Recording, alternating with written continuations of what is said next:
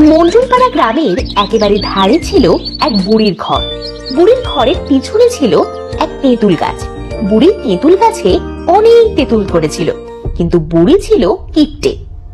প্রতি বছরের মতো এবারও গাছে কত তেঁতুল হয়েছে, এই তেঁতুল কাউকে দেব না। আহা, তেঁতুল দেখলেই পরানটা জুড়িয়ে যায়। আরে বুড়িমা, তোমার গাছে দেখছি আগের চেয়ে বেশি তেঁতুল হয়েছে। বেশি না ছাই, এবার যা তেঁতুল হয়েছে কি আর বলবো। এত কম তেঁতুল কোনোদিনও আমার গাছে হয়নি। তা আমাকে দুটো তেঁতুল দাও না বুড়িমা, কতদিন তেঁতুল মাখা খাই না। না না না, ও কথা মুখেও আনিস না। যা তেঁতুল হয়েছে এখান থেকে তোকে দিয়ে দিলে আমি কি খাবো? তোর মাথা। কিন্তু তুমি তো তেঁতুল খাও না বুড়িমা। চুপ কর, আমার তেঁতুল তোকে আমি দেব না, এটাই আমার শেষ কথা। বুড়ি ছিল অনেক কিপ্টে। তেঁতুল গাছে এত এত তেঁতুল থাকা সত্ত্বেও সে কাউকে একটা তেঁতুলও খেতে দিত না। নিজে তো কোনো তেঁতুল খেতও না, আবার কেউ চাইলে তাকেও দিত না। মা, ও মা, আমার জন্য তেঁতুল এনেছো? না রে মা, বুড়িটা যে কিপ্টে আগেই বলেছিলাম, শুধু শুধু গিয়ে অপমানিত হব। কিন্তু মা, আমার যে অনেক তেঁতুল খেতে মন চাইছে। দাঁড়া না, বাবা আসুক, তোর বাবাকে বাজার থেকে বুড়ির গাছের চেয়ে আরো মিষ্টি তেঁতুল এনে দিতে বলবো। টুম্পা অনেকদিন ধরেই বুড়ির গাছে তেঁতুল খাওয়ার জন্য তার মাকে বলে আসছিল, কিন্তু তার মা গিয়ে বুড়ির কাছে তেঁতুল চাইলে বুড়ি অপারগতা জানায়। জানিস জমিলা, আমার না অনেক তেঁতুল খেতে ইচ্ছে করছে, আর বুড়ির গাছেও অনেক তেঁতুল ধরেছে।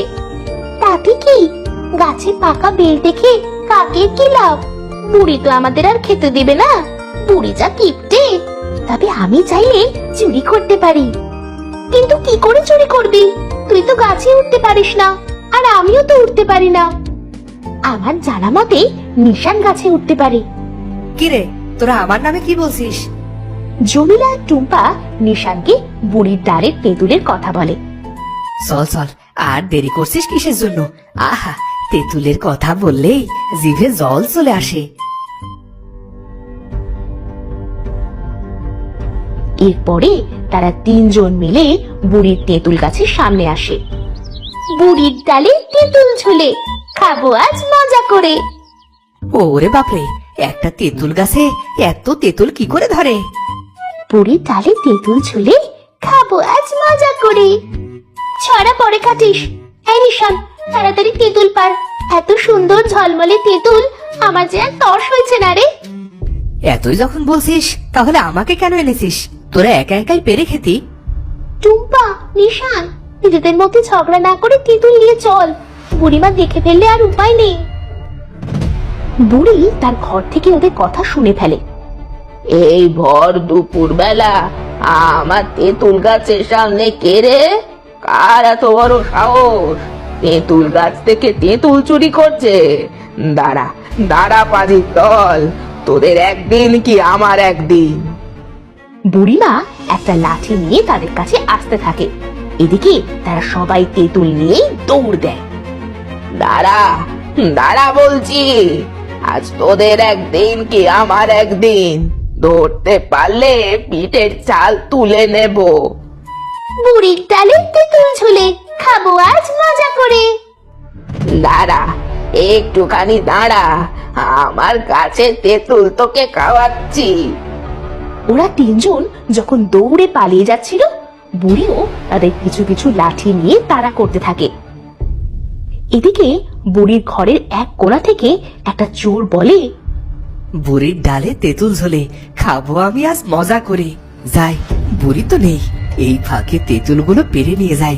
বুড়ির ডালে তেঁতুল ঝোলে, খাবো আমি মজা করে। বুড়ি যখন ওদের তিনজনকে তাড়া করছিল, এই ফাঁকে বাড়ি খালি পেয়ে চোর বেটা বুড়ির গাছে তেঁতুল পাড়তে থাকে। তারপরে বস্তায় ভরে নিয়ে যেতে থাকে। বুড়ির ডালে তেঁতুল ঝোলে, খাবো আমি মজা করে। ওদিকে বুড়ি ওদের ধরতে না পেরে হাঁপিয়ে ওঠে। পারলাম না, পারলাম না তোদের ধরতে, তাতে কি হয়েছে? আর একদিন যদি দেখি আমার তেঁতুল গাছের তেঁতুল চুরি করছিস, তাহলে তাহলে গ্রামের মণ্ডলের কাছে বিচার দিব, এই বলে দিলাম। এরপর বুড়িমা বাড়ি ফিরে যেতে থাকে। দুই বোনের যত্নে ধীরে ধীরে কলা গাছ বড় হয়ে গেল। ওরা ওদের সুখ দুঃখ সব কলা গাছের সাথে ভাগ করে নিত।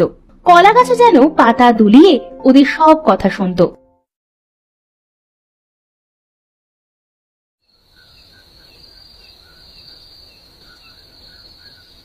তোরা সারাদিন বাগানে গিয়ে কলা গাছের সাথে এত কি কথা বলিস বলতো? ও কি মানুষ যে তোদের সাথে কথা বলবে?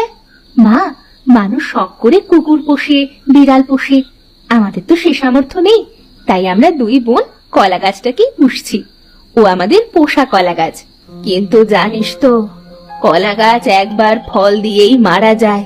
তবে হ্যাঁ, শেকড় মাটির গভীরে থাকলে সেখান থেকে আবারও নতুন কলা গাছের জন্ম হয়। তা রাত অনেক হলো, এবার ঘুমিয়ে পড়। কয়েকদিন পর কলা গাছ থেকে একটা কলার মোচা বের হলো, আর অতি দ্রুত সেটি বড় হতে শুরু করলো। আমার প্রিয় কলা গাছ, আরে বাহ, কি সুন্দর কলার মোচা হয়েছে। এটা দ্রুত বাড়ছে, আমরা এবার মোচার ঘন্ট করে খাবো। মা বলে কলার মোচা খেতে খুব ভালো হয়। আচ্ছা বেশ। আরে বাহ, লাউগুলো তো বেশ হয়েছে, কাল সকালে ওগুলো নিয়ে বাজারে যাব।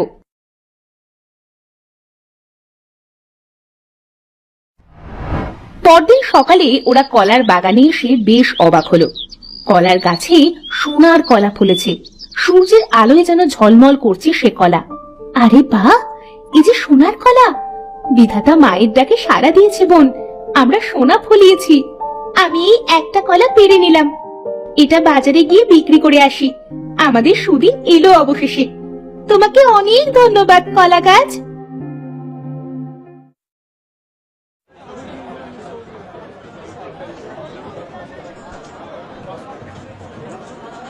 অবনী বাজারে গিয়ে কলা বিক্রি করলো, অনেক টাকা পেল।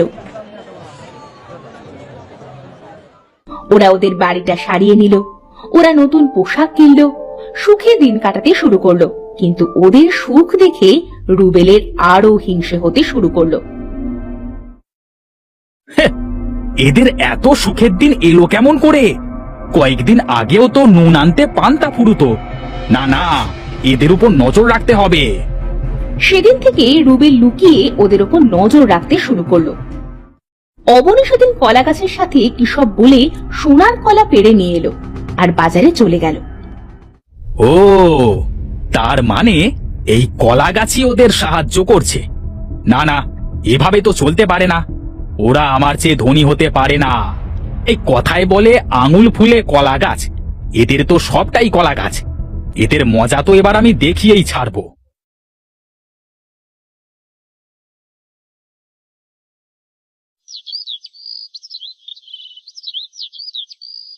রুবেল গেল রফিকের কলা বাগানে। রফিক সেখানে খুব খুশি ছিল। হ্যাঁ, অবনীর হাতে জাদু আছে। এবার আমার কলার বাম্পার ফলন হয়েছে। এবার ওকে 30 টাকা দিয়ে আবারও কাজ করিয়ে নেব। আরে রুবেল, তুমি এখানে? আরে আপনি এই কলা নিয়ে সুখে থাকেন, ওদিকে আপনার মরা কলা গাছ লাগিয়ে সোনার কলা বিক্রি করে নবনী আর অবনী তো গ্রামের সকলের চেয়ে ধনী হয়ে যাচ্ছে। আপনি এখনই যান আর আপনার সোনার কলা গাছটা নিয়ে আসুন। কি সোনার কলা গাছ? আমি এক্ষুনি যাচ্ছি। আমাকে ধোকা দেওয়া!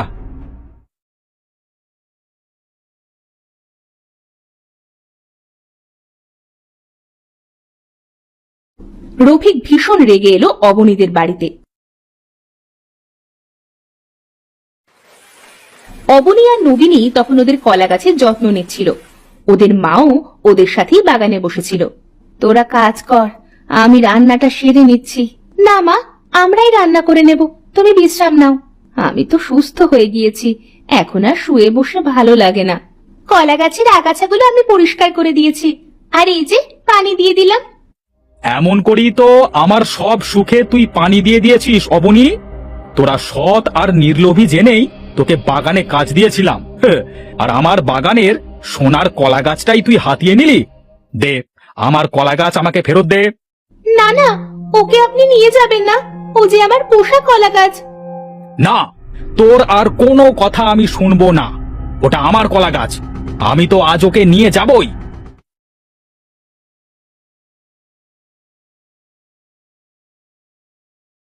রফিক যেই কলা গাছে হাত দিয়েছে অমনি এক যোগী সাধু গাছের ভেতর থেকে বেরিয়ে এলো।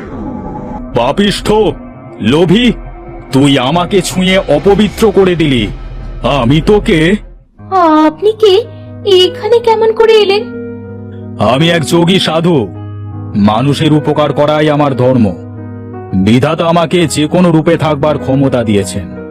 তোমার মায়ের দোয়া আমি শুনতে পেয়েছিলাম, আর তোমাদের সততা নিষ্ঠা দেখে আমি তোমাদের 2টি সোনার কলা দান করছি। তোমাদের অভাব দূর করছি। এটা একটা সাধারণ কলা গাছ, বই আর কিছু নয়। আমাদের সাহায্য করার জন্য আপনাকে অনেক ধন্যবাদ, কিন্তু রফিক কাকা না জেনে ভুল করেছে, দয়া করে উনাকে কোনো অভিশাপ দেবেন না। আমি রাগে অন্ধ হয়ে গিয়েছিলাম, আমাকে ক্ষমা করবেন। আমি এখনই চলে যাচ্ছি, আর কখনো এখানে আসবো না। রফিক কোনো মতে সেখান থেকে পালিয়ে গেল। সত্যি তোমরা 2 বোন খাঁটি সোনা, কেউ কখনো তোমাদের অনিষ্ট করতে পারবে না। আর তোমাদের এই বাগান আরো উর্বর হবে, এই বর দিলাম। আমার এখানকার কাজ মিটেছে, এবার আমি চলি নতুন কাউকে সাহায্য করতে। তোমরা ভালো থেকো। চোখের পলকে সাধু উধাও হয়ে গেল।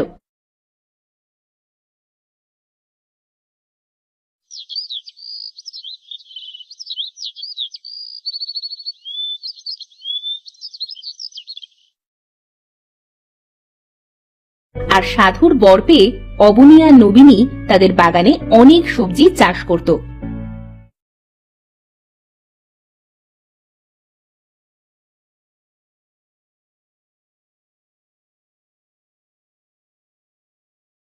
আর তাদের কলা গাছ বন্ধুটিকে নিয়ে সুখে দিন কাটাতে লাগলো।